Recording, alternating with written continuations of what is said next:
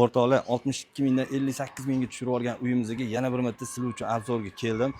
Esingizda bo'lsa, Novostroykada joylashgan 2 xonali 56 kvadrat zo'r remont qilingan, ichida mebellarni ham yaxshisini qo'yib qo'ygan. Hali hech kim turmagan. O'sha uyimizda srochniy pul kerak bo'lgani uchun sotilyapti, narxi zo'r, lekin o'rtoqlar shoshib qolinglar. Mana ko'rib turibsizlar, zakrytniy dvor, begonalar kirmaydi. Bu yerda podzemniy parkovkalar bor. Endi buni alohida sotib olib yoki ijaraga olsangiz bo'ladi. Mana mashina Novostroykamizda. Bolalar o'ynaydigan maydonchalari ham bor. Mana uyimizga ham ichkarisiga kirib keldik. Kirishimiz bilan mana bunaqa chiroyli qilib oynalar qilib qo'yishgan. Bitta baho beringlar bu uyga. Dekorativniy, bu podizan kirish eshigimiz.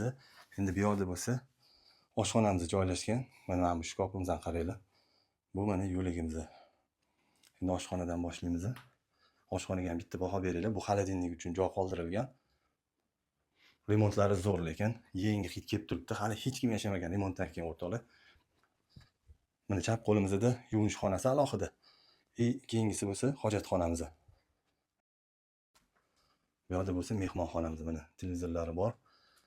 Hamma sharoiti bor o'rtoqlar. Mana bitta baho beringlar bunga. Bu yerda bo'lsa kichkina balkonimiz ham bor, u yoqqa chiqiladigan. Endi yotoqxonamiz. Mana bu yotoqxonamiz. Yashnobod tumani Yangi Olmos mahallada joylashgan, metrogacha 1 kilometrcha masofa bor. Xullas o'rtoqlar shoshib qolinglar. Telefon nomeri videoning tagida bo'ladi. Sog' bo'linglar.